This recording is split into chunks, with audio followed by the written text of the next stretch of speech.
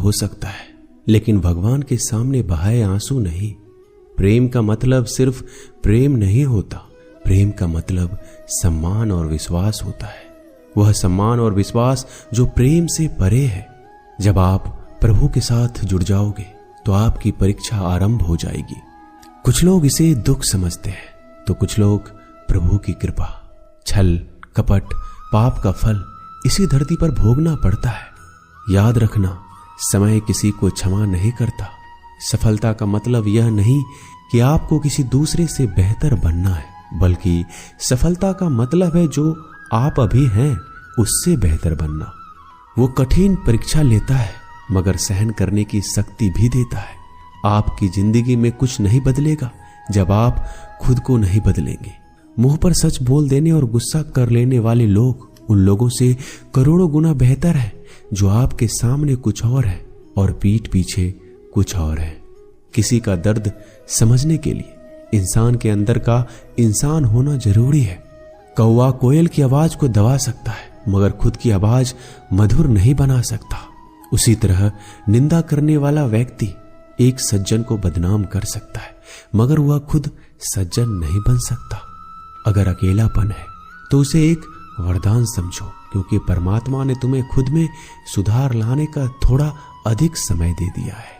अकेले रहने का आनंद सीख लो, क्योंकि कोई भी हमेशा के लिए आपके साथ नहीं रहेगा। वक्त की एक आदत बहुत अच्छी है, जैसा भी हो गुजर जाता है। कामयाब इंसान खुश रहे या ना रहे, खुश रहने वाला इंसान कामयाब जरूर हो जाता है। किसी का साथ होना ही सबसे ज्यादा कीमती हो जाए, वह रिश्ता जिंदगी का सबसे बड़ा हासिल होता है। जब सुखी हो तो भगवान को मत भूलना, और जब दुखी हो तो भगवान पर विश्वास रखना। उन्हें छोड़ देना उचित है जो आपके होने का मूल्य नहीं जानते हो। यदि जगत में प्रत्येक कार्य मनुष्य द्वारा संभव होता तो मेरा अस्तित्व ही नहीं होता।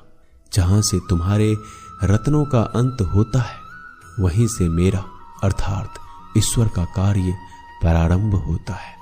बच्चा क्या खाएगा, क्या पिएगा, क्या पहनेगा, इसका ध्यान बच्चा नहीं उसकी मां रखती है। हमें क्या देना है क्या नहीं देना है स्वयं भगवान देखते हैं। झूठ और दिखावे की रफ्तार कितनी भी तेज हो, पर मंजिल तक केवल सच ही पहुंचता है। लोग रंग बदलते हैं, मुरली वाला वक्त बदल देता है। मन एक सुंदर सेवक और खतरनाक स्वामी है।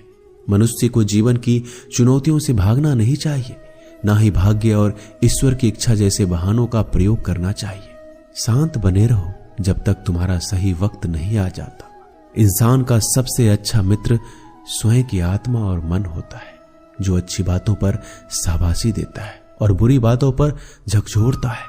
खाली हाथ आए हैं, खाली हाथ ही जाओगे। आज जो तुम्हारा है कल किसी और का होगा, इसलिए तू जो कुछ भी करता है उसे भगवान को अर्पण करता चल। स्वास्थ्य सबसे बड़ा उपहार है, संतोष सबसे बड़ा धन है, वफादारी सबसे बड़ा संबंध है। छल करोगे तो छल मिलेगा, आज नहीं तो कल मिलेगा। जियोगे जिंदगी सच्चाई से तो सुकून हर पल मिलेगा। उपवास हमेशा अन्न का ही क्यों, लोभ, लालच, घृणा, चुगली, क्रोध और गंदे विचारों का भी होना चाहिए। मन का संकल्प और शरीर का पराक्रम यदि किसी काम में पूरी तरह लगा दिया जाए तो सफलता अवश्य मिलती है। भाग्य के दरवाजे पर सर पीटने से बेहतर है कर्मों का तूफान पैदा करें, दरवाजे अपने आप खुल जाएंगे। क्रोध की अवस्था में भ्रम जन्म लेता है, ब्रह्म बुद्धि को नष्ट कर देता है। बुद्धि के नष्ट होते ही व्यक्ति का पतन हो जाता है। पानी मर्यादा छोड़े तो विनाश होता है, यदि वाणी मर्यादा छोड़े तो सर्वनाश होता है। किसी को धोखा देना एक कर्ज है जो आपको किसी और के हाथों एक दिन जरूर मिलेगा। कलयुग है, हमेशा तैयारी के साथ ही रहना। मौसम और इंसान कब बदल जाए इसका कोई भरोसा नहीं।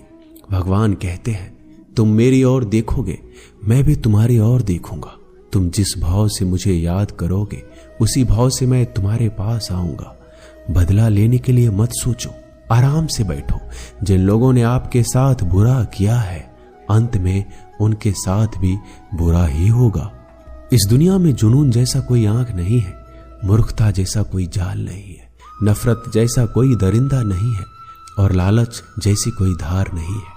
प्रसन्नता का कोई मार्ग नहीं है, बल्कि प्रसन्नता ही एक मार्ग है। अगर आप सही दिशा में हैं तो चिंता मत कीजिए, बल्कि उस दिशा में चलते रहिए। ऐसा करने से अवश्य ही आप अपने लक्ष्य को प्राप्त कर लेंगे। इस पूरी दुनिया में सबसे ज्यादा कीमती है समय, इसलिए बर्बाद ना करें, नहीं तो अंत में आपको पछतावे के अलावा कुछ नहीं मिलेगा। जिंदगी में अपनी तुलना किसी से मत करो। जैसे चांद और सूरज की तुलना नहीं की जा सकती, क्योंकि दोनों ही अपने वक्त पर चमकते हैं। यदि किसी काम को करने में डर लगे तो याद रखना, यह डर संकेत है कि आपका काम वाकई में बहादुरी से भरा है। ख्वाब जिनके ऊंचे और मस्त होते हैं, इम्तिहान भी उनके जबरदस्त होते हैं, हौसले भी उनके कई बार पस्त होते हैं, लेकिन जुनून में वह मदमस्त होते हैं। पहाड़ की ऊंचाई आपको कभी आगे बढ़ने से नहीं रोकती, बल्कि आपके जूते में पड़े कंकर आपको आगे बढ़ने से रोकते हैं। निकाल फेंको उस कंकर को। सिर्फ मरी हुई मछली को पानी का बहाव चलाती है। जिस मछली में जान होती है वो मछली अपना रास्ता खुद बनाती है। अपने हौसले को ये मत बताओ कि तुम्हारी परेशानी कितनी बड़ी है, अपनी परेशानी को बताओ कि तुम्हारे हौसले कितने बड़े हैं। सफल वो नहीं जो अपने दुश्मनों पर विजय प्राप्त करता है, बल्कि सफल तो वो है जो अपनी इच्छाओं पर भी विजय प्राप्त करता है। अगर केवल इसलिए आपने अपने सपनों पर काम करना बंद कर दिया है क्योंकि किसी को लगता है कि आप उसे नहीं कर सकते, तो वो आपका सपना नहीं है, वो बस आपकी एक छोटी सी इच्छा है। जो लोग आपको नजदीक से नहीं जानते, उनकी बातों को दिल पर मत लो, आगे बढ़ो और कुछ करके दिखाओ। जिंदगी में अच्छे लोगों की तलाश मत करो, बल्कि खुद अच्छे बन जाओ। आपसे मिलकर शायद किसी की तलाश पूरी हो जाए। यदि आप उड़ नहीं सकते तो दौड़ो, यदि आप दौड़ नहीं सकते तो चलो, अगर आप चल नहीं सकते तो रेंगते हुए चलो, लेकिन हमेशा आगे बढ़ते रहो। एक बार गुरु ने अपने शिष्य से पूछा, क्या आप जानते हैं हमारे अंदर एक बड़ा युद्ध निरंतर चल रहा है। जब सारे शिष्य चुप रहे तब गुरुजी बोले, वास्तव में सबसे बड़ी लड़ाई हमारे अंदर दो भेड़ियों की है। एक काला भेड़िया जो क्रोध, हिंसा, अहंकार, दुख, गलानी, लालच, चोर, झूठ की भाषा बोलता है। दूसरा सफेद भेड़िया जो आनंद, प्रेम, दया, विचार और सद्भावना की भाषा बोलता है। इसी लड़ाई के शोर में हम पहले से मौजूद मन की शांति भूलकर उसे कहीं और ढूंढने की कोशिश करते हैं। गुरु ने कहा, हमें इस लड़ाई के शोर से कोई नहीं बचा सकता।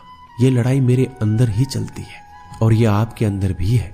शिष्यों ने गुरु की बात ध्यान से सुनी और पूछा, गुरुजी, तो इस लड़ाई में जीत किसकी होगी? गुरुजी ने कहा, वही भेड़िया जीतेगा जिसे तुम खाना दोगे। खाना देने का मतलब है हमारे पास शक्ति है ध्यान देने की।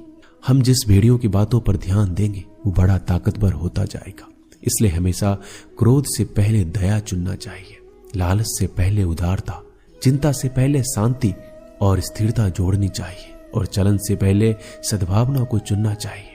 ऐसा करते करते हमारा मन अपने आप आनंदित रहने लगता है। जैसे शरीर को आराम दिया जाए तो वो ठीक होने लगता है, वैसे ही मन की शोर से आराम मिलता है, तब वो खुद ब खुद निर्मल हो जाता है। दोस्तों, इस वीडियो में बस इतना ही। मैं आशा करता हूं कि आपने इस वीडियो से बहुत कुछ सीखा होगा। मिलते हैं अगले वीडियो में। अपना ख्याल रखिएगा। धन्यवाद। जय श्री कृष्ण।